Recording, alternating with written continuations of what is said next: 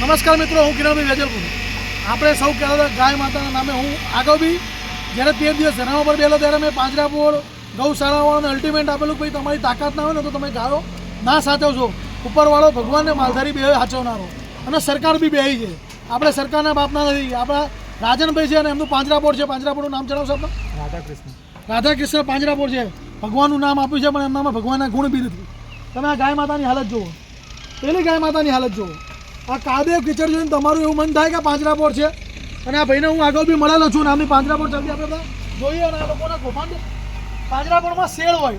આ મને વિજિલન્સ ખાતું જે આ લોકોને લાયસન્સ આવતું હોય, અધિકારીઓ મોટામાં મોટા કૌભાંડી, ભાજપના રાજ્યમાં જે અધિકારીઓ કૌભાંડી છે ને, આના મોટા મોટા પુરાવો છે. જો એ લોકો લાયસન્સ હાલવા નીકળતા હોય ગાય માતાના પાંજરાપોળના ગૌશાળાના, ત્યારે તેમને એવી ખબર ના પડે કે ભાઈ શું જોઈએ. તો આ જે ગાય માતાની હાલત છે તમે જુઓ. મિત્રો આ પાંજરાપોળમાં એક બી તમને કોઈ દેખાતું હોય કે ભાઈ આ પાંજરાપોળમાં શેડ, પાણીની વ્યવસ્થા, ભાઈ વિડીયો આખો બતાવજો તમે. વિડીયો આખો બતાવજો તમે. આ વિડીયો આખો જોઈ લો તમે. આની અંદર તમે પાણીની વ્યવસ્થા નહીં, ઘાસ તમે મિત્રો દેખાતો તો મને જરૂરથી કમેન્ટમાં કહેજો કે કિરણભાઈ તો ઘાસના ઢગલા પડે છે, તમે કેમ બોલતા નથી? આ ઘાસના ઢગલા પડે છે. જો કેટલા બધા છે રાધાકૃષ્ણ પાંજરાપોળના તમે ઢગલા બધા જુઓ કિરણભાઈ. સૂકું ઘાસ, લીલું ઘાસના કેટલા ઢગલા પડે દેખાય મિત્રો? પણ માટીના ઢગલા છે. આપણા કમનસીબે આવા લોકો જે સેવા કરવાની કરતા હોય છે એ લોકો કેમ આવી ભૂલ કરતા હોય છે. અમે અમને એવું કીધેલું હોગા, બધાને કીધેલું કે તમે સેવા કરો, અમે તમને બિરદાવીએ છીએ, પણ તમે ગાયોના નામે, કતલખાના કે ગાયોના નામે આ ધંધા કરતા હોય તો બંધ કરી દો. તમે કલ્પના કરો, હવે મારે એની સામે જ જવું છે પણ હવે અહીંયા જવાની વ્યવસ્થા નથી. તમે સમજી લો. હા ભાઈ, ઘાસ તો શું નાખવાનો છે?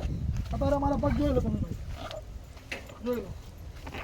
પેલા સરકાર, ભ્રષ્ટ સરકારના લોકો આવા લોકોને પણ લાયસન્સ આપી દે ગાય માતા રાખવાનું. ત્યાં આવાળો છે, મને લાગે પાણી નહીં જ હોય. આશા એવી જ છે કેમ કે અવાડામાં દેખાતું કંઈ નથી. જો શેડ નથી કોઈ જગ્યાએ ઘાસ. અને આ ભાઈ કહે છે કે હું ગૌ સેવા કરવા નીકળ્યો છું. ત્યાં એક બે ગાયો મરેલી દેખાય છે દૂરથી. એ ત્યાં વિઝ્યુઅલ નહીં લઈએ કેમ કે પછી મીડિયામાં નહીં ચાલે આપણે. એટલે આપણે આશા રાખીએ કે સરકારને કહીએ છીએ કે આ ગાય માતાના ગૌચર તમે ખાઈ ગયા ત્યારે આવા લોકો આવું કામ કરવા નીકળ્યા છે.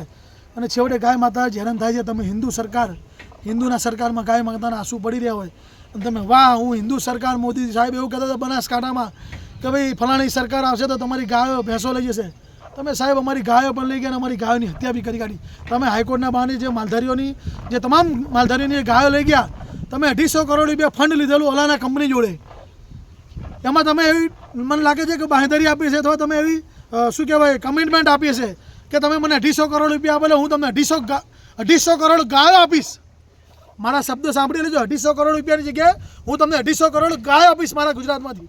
જે પ્રમાણે ગુજરાતમાં ગાય માતાની હાલત થઈ છે લાયસન્સના માને, જે અમદાવાદમાં માલધારીઓ પર અત્યાચાર થાય છે, માલધારીઓની જે લાયસન્સની પ્રક્રિયામાં જે ગાયો પકડી ગયા છે ને, એ ગાયોને આ લોકો ખરેખર અલાના કંપનીના ગ્રુપના માલિકોને જો પહોંચાડી લાગે છે. જે પછી ગાંધીનગર હોય, મહેસાણા હોય, તમામ લોકો જગ્યાએ આ લોકોએ ષડયંત્ર કર્યું છે. અમે તમામ પાંજરાપોળોને અલ્ટિમેટ આપીએ છીએ કે આવનારા સમયમાં અમે પોતે તમારા પાંજરાપોળમાં આવીશું. ભલે અમે કોઈ અધિકારી નથી પણ અમે ગૌ સેવક છીએ.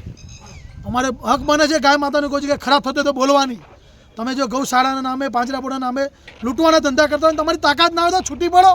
કોણ કહે છે તમને કે અમે બહુ દાનવીરના દીકરાને બહુ ગૌ સેવક ના બનશો? કોઈના જરૂર નથી ભાઈ. સરકારનું કામ છે, સરકાર કરશે.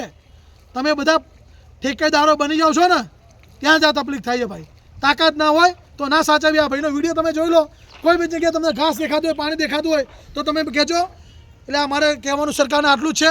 અને સરકારને પણ અહીંથી કહું છું કે જરા શરમ કરજો. ભાજપના નેતાઓને કહું છું, ભગવાને તમને એક વખત ચાન્સ આપ્યો છે. આ ગાયનું પૂન કરી જોજો, ગૌચર છોડી મૂકજો. માલધારીઓ અમદાવાદમાં રહે છે, એમને ઘરે આગળ લાયસન્સ આપજો. બાકી આ ગાય માતાના નેહકા લાગશે ને, તમારી પેઢીઓ ખલાસ થઈ જશે. એક મુખ્યમંત્રીના દીકરા પણ બીમાર છે. એક ગાયોના નામે એએમસીમાં બેઠેલા, એમના કૌભાંડ ફૂટી ગયા છે. અને જે ગાયોની પાછળ પડે છે ને, એમનું 100% કંઈક ના કંઈક અમને તો શંકા લાગે છે કે કાળીઓ ઠાકર એવી લાકડી મારે છે કે એનો અવાજ નથી આવતો, પણ એનો તમારા પરિવારમાં સુધી એ અવાજ ખબર પડી જાય છે કે મારે ભૂલ થાય છે. એટલે અવશ્ય લોકો સુધી શેર કરજો. અમે તો લોકોને જાગૃત કરીએ છીએ, આવા લોકોને પકડીએ બી છે, પણ સરકારના ડોખલાઓ, નીતિઓના જે રાજમાં આ લોકોને લાયસન્સ મળી જાય પાંજરાપોળની વિઝિટ ના કરવામાં આવે અને પાંજરાપોળ ઠોકી બેહાડવામાં આવે એ કેટલે અંશે સત્ય. એટલે મારું આપ સૌને હિન્દુ લોકોને નમ્ર વિનંતી છે કે માલધારી સમાજ તો કદાચ ગાય રોડ ઉપર છોડી મૂકતો હશે પણ મારી તો નથી નાખતો, આવી હાલત તો નથી જ કરતો. જય ગૌ માતા.